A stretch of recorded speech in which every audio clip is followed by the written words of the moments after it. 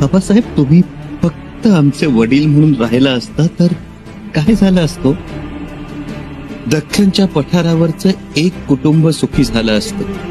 पण आबासाहेब, तुम्ही छत्रपती झालात आणि एकच घर सुखी होण्याऐवजी दख्खनच्या पठारावरची लाखो घरं सुखी झाली.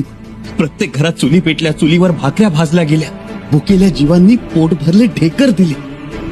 आबासाहेब, तुम्ही छत्रपती झालात आणि आया बहिणींच्या मनात विश्वास जागा झाला आणि 350 वर्षांनंतर दख्खनच्या पठारावरच्या मंदिरांमध्ये पुन्हा आरत्या गायल्या जाऊ लागल्या.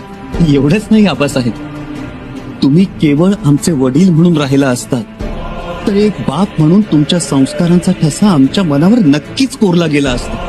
पण या दख्खनच्या काळ्या पत्थरावर राजमुद्रेचा ठसा उमटला नसता. प्रतिपश्चंद्र लेखे व वर्धेश्वर विश्वमंदिता शाह सुनो शिवसैच्या मुद्रा भद्राय राजते.